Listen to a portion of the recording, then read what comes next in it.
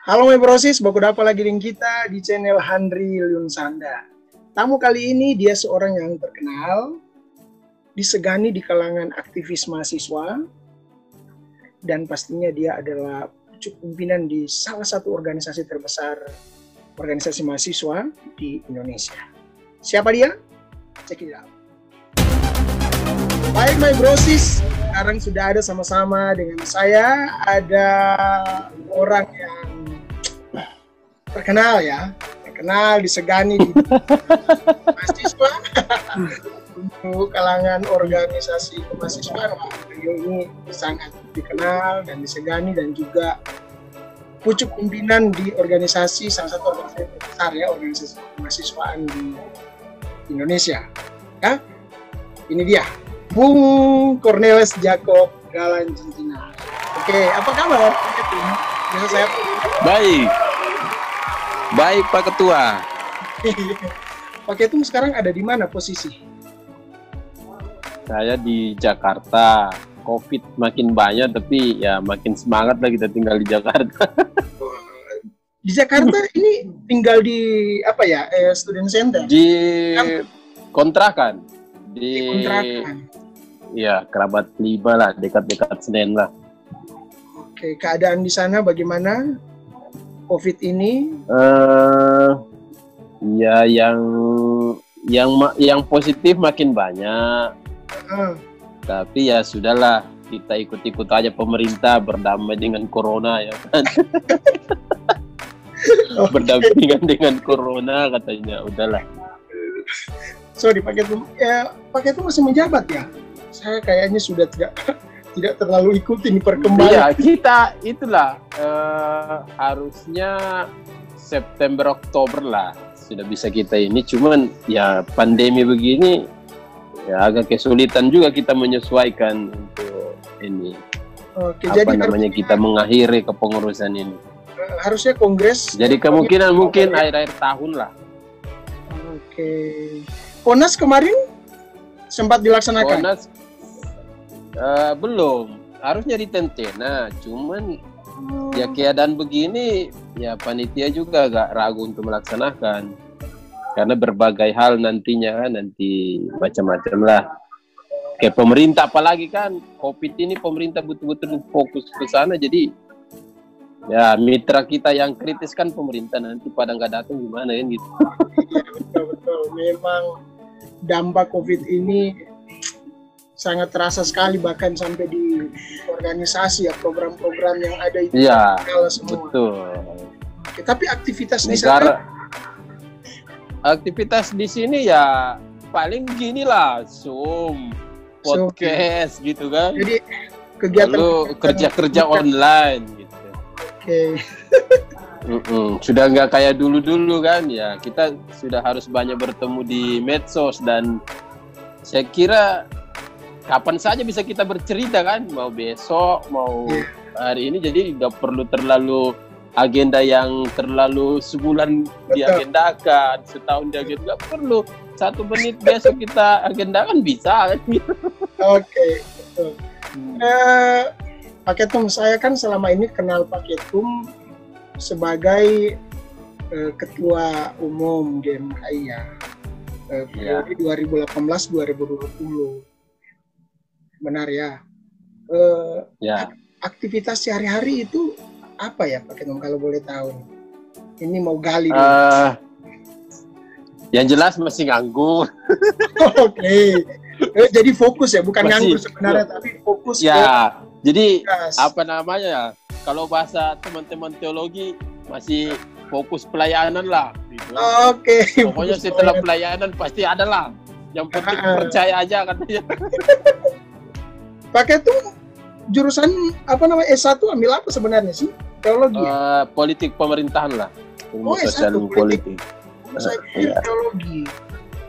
Enggak. Ya itulah karena ikut GMK ini, jadi ikut GMK ini makanya jadi harus berpikir teologi juga. Betul. Makanya kalau nggak GMK ya udahlah selesai, kita nanti nggak bisa teologi. Karena 3 medan layanan kan, GMK itu. Iya. Medan layanan, jadi harus memang kuasai. Makanya itu. Ajar itu. Iya. Jadi politik ilmu pemerintahan SIP berarti ya. SIP ya betul. Lalu kemudian sempat ambil S2.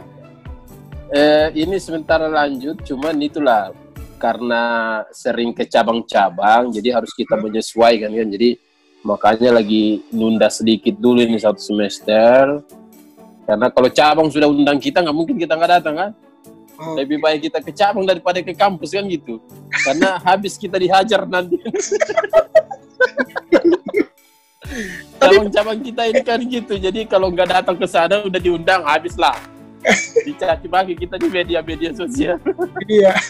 Tapi selama COVID ini dampak untuk kegiatan atau kunjungan ke cabang-cabang itu ada nggak?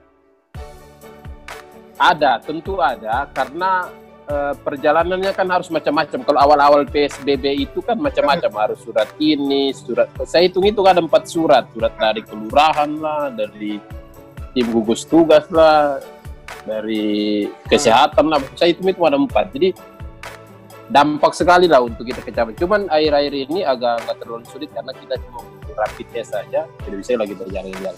Cuman memang semua pada masing-masing daerah kan beda-beda. Jadi mereka juga kadang sulit juga untuk mengundang PP lah untuk hadir ke sana. Jadi hanya melalui via Zoom kadang-kala kalau ada. Ya kebanyakan via Zoom kita. Iya, oke. Pak Ketum dari cabang mana mengawali pergerakan di Makassar lah. Di Makassar. Ya udahlah, kita karena semangat diajar oleh senior terus semangat melayani udahlah sampai ke pusat lah kita kan dengan semangat itu aja. Meskipun di pusat ini ya tentu banyak tantangan tapi ya udahlah. Dengan keyakinan aja kita. Pak Ketum sempat terpikir mau bisa jadi ketua umum?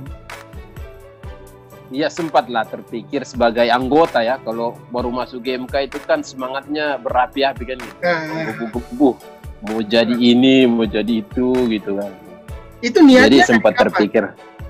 Niatnya dari kapan? Pas masuk atau setelah jadi BPC Badan Pengurus Cabang? Iyalah sembari proses itu berjalan. Karena kan sembari proses itu berjalan, ternyata di GMK itu susah juga. Saling sikut-sikut, saling menghalangi itu ada juga ternyata. Dinamikanya luar biasa ya. Ya, dinamikanya luar biasa. Jadi bukan saja mau jadi bupati, mau jadi gubernur, tapi mau jadi ketua cabang, mau jadi ketua komisariat, mau jadi ketua umum. Wah, luar biasa juga dampaknya ternyata. Sikut-sikut, bedanya mungkin karena nggak pakai duit aja kita gitu kan. Betul. Tapi memang itu jadi kebanggaan ya di GMKI karena dinamika itu orang-orang yang pernah belajar di GMKI itu menjadi tahu berorganisasi, mentalnya juga jadi kuat dan dia betul-betul siapkan ya jadi leader untuk bangsa tapi juga gereja dan kampus ya. Jadi tentu satu hal aja, ada integritas di sana selain aspek teologis yang menjadi dasar, tapi ada integritas. Memang ya Tuhan itu menuju orang-orang yang berintegritas lah kalau misalnya karena kalau misalnya kita dihalangi, saya merasakan betul sebenarnya kalau kita mau evaluasi perjalanan ini dari cabang sudah dihalangi, mau masuk PP dihalangi, mau masih jadi ketua umum dihalangi. Jadi ini satu kesaksian lah bagi saya, tapi saya anggap kalau Tuhan sudah kasih jalan, saya kira siapapun lah, presiden sekalipun nggak bisa lah menghalangi itu. Bisa bertutup ya, oke. Ya, tadi belum dijawab tadi tuh. Kapan niat pertama kali kapan Pak Ketum ini punya niat yang niat yang betul-betul ingin maju atau ingin jadi ketua umum? Itu pertama kali itu kapan ya? Inilah setelah di pengurus pusat lah, itu ada menambah semangat lah. Setelah masuk ke pengurus pusat, ternyata ya itu tumbuh lagi semangat yang lebih meyakinkan lah bahwa kita sudah ikut proses dari komisariat, dari anggota masuk ke cabang lalu ke pengurus pusat. Ya kita tidak pintar-pintar amat, tapi ya kita bisa lah Untuk kalau GMKI yang penting awalnya kalau saya bukan ilmu, bukan kecerdasan, tapi komitmen pelayanan itu dulu. Nah itu yang saya kira di banyak organisasi itu yang hilang. Orang kan kadang yang penting ada ilmunya, yang penting ada kecerdasan, tapi secara teologi juga rontok misalnya nggak mampu untuk misalnya memahami organisasi-organisasi kayak misalnya GMKI. GMKI kan tidak bisa dipisahkan dari pelayanan itu sendiri dengan substansinya kan gitu. Nah itu jadi tumbuhlah semangat di situ pasca kemudian sudah pengurus pusat lah. Karena kita sudah tahu banyak hal nanti di Jakarta itu seperti apa, di tingkat pusat itu seperti apa, cabang-cabang seperti apa gitu. Jadi sebelum jadi ketua umum, Pak Ketum menjabat jadi ketua bidang organisasi kalau nggak salah ya. Ya, betul. Yang kemarin ya waktu itu sempat datang ya. Tondano lagi ada masalah besar. Tapi ya, nggak apa-apa lah. Artinya sejarah itu sejarah. Saya pun waktu itu kan dihalangi juga bahwa kepentingan saya mau jadi ketua umum. Padahal kan enggak kan, saya juga nggak pernah ngomong ke ketua waktu itu. Saya nggak bilang ini kan enggak. Jadi ya udahlah berjalan. Saya udah nggak apa-apa lah. Ini kan organisasi ini kan sang kepala gerakan kita yang pimpin Tuhan Yesus kan gitu. Jadi ya udahlah berjalan, nggak ada masalah. Betul, ternyata saya diisukan juga itu sampai di kongres, tapi nggak mampan juga. Makanya tadi kalau Tuhan sudah kasih jalan ya biar presiden pun nggak bisa menghalangi kan gitu. Atau mungkin karena waktu itu kan di konvercap itu saya sempat keluarkan statement ya untuk mendukung begitu ya. Ya, itu juga. Karena itu juga yang mempengaruhi itu, makanya dibatalkanlah segala proses yang sebenarnya sudah konstitusional, bahkan kita berhadapan dengan polisi kan luar biasa waktu itu. Tapi itu sejarah. Saya sebenarnya sejak tadi ada yang bilang saya katanya marah. Saya sebenarnya tidak marah waktu itu. Justru bagi saya itu adalah dinamika pembelajaran untuk adik-adik. Saya kan untuk jabatan itu adalah amanah. Ya kita melayani. Iya, betul. Nah, Pak Ketum, yang kemarin itu kan sempat katanya dinamika itu terlalu panas ya waktu Pak Ketum mau naik menjadi Ketum itu ya, sampai sempat betul saya ingat waktu itu sempat kirim doa ya, luar biasa dia punya itu. Bagaimana ceritanya itu? Banyak hal lah pokoknya dihalang-halangi, termasuk soal isu Tondano bahwa saya begini-begini karena mau maju. Jadi banyak yang bicarakan bahwa wah bahaya ini, kenapa sampai begitu? Ada yang mau dipersoalkan di LPJ lah kita waktu itu. Ya nggak apa-apa lah, kita kan bisa menjelaskan proses kronologinya seperti apa. Sampai kita dihalangi polisi pun kita berhadapan kan begitu. Di pinggir danau Tondano menjadi saksi malam itu kan gitu. Itu luar biasa. Yang sekelas senior lo suruh bawa polisi datang kan, kita bukan pemuda Pancasila kan. Sekelas senior lo telepon polisi suruh datang, berarti ya kita diperhitungkan juga lah kan gitu, bukan melawan senior. Nah lalu hal-hal yang lain lah, tidak dapat rekomendasi dari cabang ya padahal itu hal-hal yang sebenarnya dalam organisasi satu keharusan kan, artinya kita bicara mekanisme dan apa itu kan harus sampai nggak dapat itulah dihalang-halangi. Makanya yang paling tidak diharapkan jadilah waktu itu. Yang paling tidak diharapkan jadi justru terbalik dari prediksi yang dilakukan oleh berbagai lembaga survei. Luar biasa ya. Jadi banyak sebenarnya orang tidak terpikir bahwa Pak Ketum yang akan jadi. Banyak orang, jadi mungkin gara-gara itu jadi kayak orang nggak jadi fokus kan. Nah, udahlah nggak jadi juga itu, nggak usah pusing. Padahal ya pas masuk dalam pemilihan putaran pertama itu luar biasa juga itu. Langsung tumbang 8 jadi tinggal 4, lalu kemudian putaran kedua tinggal 1 lah. Jadi dapat 50 lah waktu itu dari 80 suara kalau nggak salah. Oke. Pak Ketum sebelum COVID-19 itu kan saya lihat beberapa kali Pak Ketum itu muncul di TV ya. Saya ingat betul itu ada persoalan tentang KPK kalau nggak salah itu ya. Lalu diundang diundang ketua-ketua umum Cipayung waktu itu, Iya. Pro TV. Betul. Dari semua ketua umum yang waktu itu hadir, hanya Pak Ketum loh yang beda pendapat. Pak, Mas Cornelis?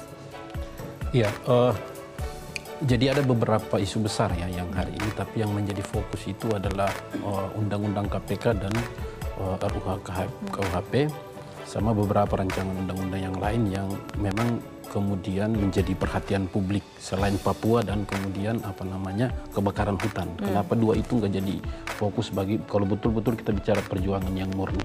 Tetapi bagi kita adalah kurang apa negara ini menyediakan ruang berdemokrasi bagi rakyatnya, kan begitu. Nah, negara sudah menyediakan semua instrumennya sehingga kita kemarin kelompok Cipayung bertepatan pas Pak Habibie meninggal waktu itu, kita memang sudah menyatakan sikap bahwa khusus untuk undang-undang KPK yang sudah disahkan ini kita memang mendukung untuk perubahan revisi, tetapi tegasnya adalah harus menguatkan KPK gitu. 17 tahun ini KPK sudah memang harus dievaluasi sehingga bisa kita kawal ke depan.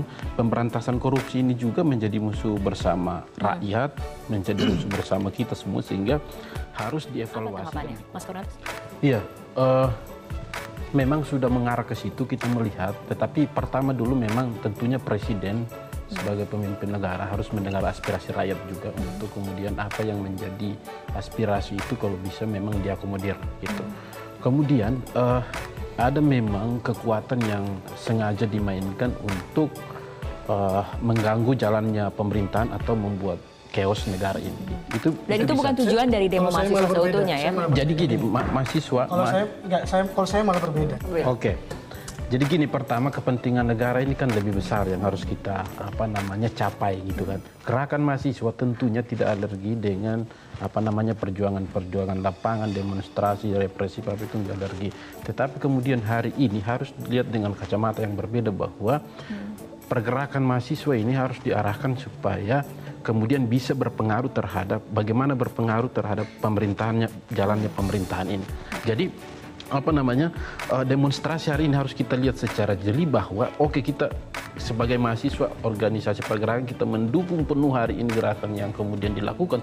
Tetapi satu hal bahwa bagaimana kalau itu ditumpangi oleh orang-orang yang tidak Nah, artinya untuk kemudian teman-teman ini harus diturunkan egonya.